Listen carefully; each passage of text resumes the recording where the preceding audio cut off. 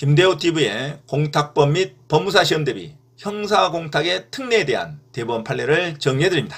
자, 49번 공탁법 제5조의 2 형사공탁의 특례에 관한 다음 설명 중 가장 옳은 것은 1번 공탁자는 피공탁자의 인적사항을 모르는 경우 공탁서의 피공탁자란에 해당 형사사건의 사건 번호 등을 기재할 수 있지만 인적사항을 아는 경우에는 피공탁자의 성명, 주민등록번호, 주소를 기재하여야 한다. 자, 틀린 문장입니다. 인적사항을 아는 경우에도 피공탁자의 성명만 기재하면 됩니다. 자, 피공탁자의 주민등록번호와 주소는 기재하지 않습니다. 자, 주민등록번호와 주소를 기재하여야 한다가 틀린 문장입니다. 자, 2번 형사공탁은 반드시 피공탁자의 주소지 관할법원 소재 공탁소에 신청하여야 한다. 반드시 피공탁자의 주소지 관할법원에 신청하는 게 아니라 피해자를 위한 변제 공탁에 있어서는 형사소송 중인 법원 소재지 공탁소에도 신청할 수 있습니다. 자, 반드시 피공탁자의 주소지 공탁소에만 신청하는 게 아니라 피해자를 위한 변제 공탁에 있어서는 형사소송 중인 법원 소재지 공탁소에 공탁할 수 있다. 자, 2번도 틀렸죠. 자, 3번 기소되지 않은 형사사건의 피의자도 법령 등에 따라 피해자의 인적사항을 알 수 없는 경우에 형사공탁을 할 수 있다. 이것도 틀린 문장입니다. 형사공탁은 형사사건 피고인만이 형사공탁을 할 수가 있습니다. 자, 기소되지 않은 형사사건의 피의자는 형사공탁을 할 수 없다로 가야 됩니다. 자, 4번 군사법원에 계속 중인 형사사건의 피고인도 법령 등에 따라 피해자의 인적사항을 알 수 없는 경우에는 형사공탁을 할 수 있다. 맞는 문장이죠. 자, 정답 4번으로 기억하시기 바랍니다. 자, 5번 공탁가는 공탁물 보관자로부터 공탁물 납입 사실의 전송을 받은 때 전자공탁 홈페이지에 형사공탁의 공고를 함과 동시에 피공탁자의 주소지로 공탁 통지서를 발송하여야 한다면 틀린 문장입니다. 공탁가는 공탁 통지를 전자공탁 홈페이지에 공고하는 방법으로도 할 수가 있습니다. 반드시 피공탁자의 주소지에 공탁 통지서를 발송하지는 않습니다. 자, 이상 형사공탁의 특례에 대한 대법원 판례를 정리해드립니다. 자, 49번 공탁법 제5조의 2 형사공탁의 특례에 관한 다음 설명 중 가장 옳은 것은 1번 공탁자는 피공탁자의 인적사항을 모르는 경우 공탁서의 피공탁자란에 해당 형사사건의 사건 번호 등을 기재할 수 있지만 인적사항을 아는 경우에는 피공탁자의 성명, 주민등록번호, 주소를 기재하여야 한다. 틀린 문장입니다. 인적사항을 아는 경우에도 피공탁자의 성명만 기재하면 됩니다. 피공탁자의 주소와 주민등록번호는 기재하지 않는다. 자, 2번 형사공탁은 반드시 피공탁자의 주소지 관할법원 소재 공탁소에 신청하여야 한다. 틀린 문장입니다. 피해자를 위한 변제 공탁에 있어서는 현재 진행 중인 형사소송 중인 법원 소재지 공탁소에도 할 수가 있습니다. 자, 3번 기소되지 않은 형사사건의 피의자도 법령 등에 따라 피해자의 인적사항을 알 수 없는 경우에 형사공탁을 할 수 있다. 틀린 문장입니다. 형사공탁은 형사사건 피고인만이 할 수가 있습니다. 자, 기소되지 않는 형사사건의 피의자는 형사공탁을 할 수가 없습니다.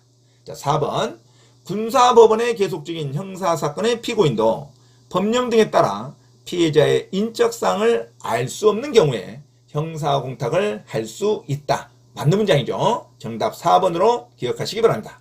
자, 5번 공탁가는 공탁물 보관자로부터 공탁물 납입 사실의 전송을 받은 때 전자공탁 홈페이지에 형사공탁의 공고를 함과 동시에 피공탁자의 주소지로 공탁 통지서를 발송하여야 한다. 틀린 문장입니다. 공탁가는 전자공탁 홈페이지에 공고하는 방법으로 형사공탁을 할 수가 있습니다. 반드시 피공탁자의 주소지로 공탁 통지서를 발송하는 것은 아닙니다.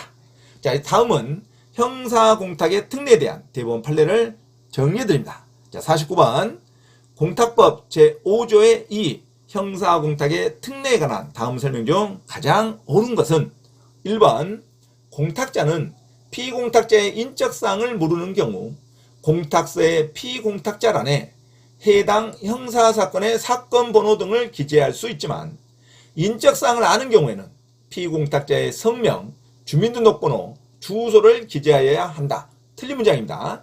인적사항을 아는 경우에도 형사공탁에 있어서는 피공탁자의 성명만 기재합니다. 피공탁자의 주소와 주민등록번호는 기재하지 않는다.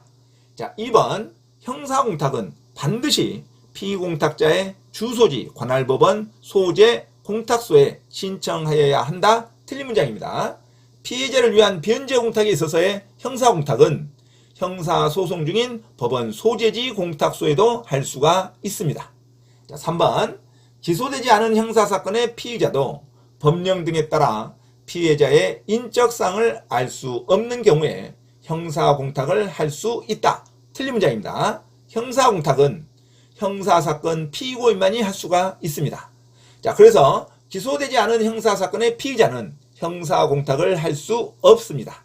자, 4번 군사법원에 계속 중인 형사사건의 피고인도 법령 등에 따라 피해자의 인적사항을 알 수 없는 경우에 형사공탁을 할 수 있다. 맞는 문장이죠. 정답 4번으로 기억하시기 바랍니다. 5번 공탁가는 공탁물 보관자로부터 공탁물 납입 사실의 전송을 받은 때 전자공탁 홈페이지에 형사공탁의 공고를 함과 동시에 피공탁자의 주소지로 공탁 통지서를 발송하여야 한다. 틀린 문장입니다.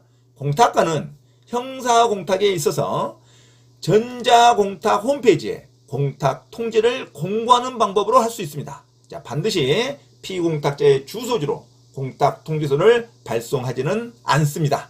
자, 이상 형사공탁 특례에 관한 대법원 판례를 정리해드렸습니다. 자, 49번 정답 가장 옳은 거 정답 4번으로 기억하시기 바랍니다. 참고로 김대호TV 채널 강의에 대한 공지사항을 알려드립니다. 첫째, 김대호TV 유튜브 채널에 대한 편집과 영상 촬영을 위한 공간을 제공하고 배움카드 환급과정을 위한 법률, 경매, 법무사, 행정사, 중개사, 감정평가사 등 전문 교육학원에 소정의 자금을 제공하고자 하는 분은 향후 수익에 대한 안분배당을 같이 하고자 하니 언제든지 문의하시기 바랍니다. 둘째, 김대호 교수 강의에서는 매주 3시간 경매 실전 투자반, 공인중개사 1차, 2차 합격반, 행정사, 법무사 1차 기출문제 풀이반 수업을 시작합니다. 김대호 교수 강의를 들으면 경매 실전 투자를 누구나 할 수 있으며 공인중개사 자격증도 취득할 수 있습니다. 또한 행정사, 법무사 시험 준비를 위한 기본적 법률 마인드를 갖출 수 있습니다. 수강을 신청하고자 하는 분은 문자로 문의하시기 바랍니다. 이상 김대호TV 채널에서 말씀드렸습니다. 감사합니다.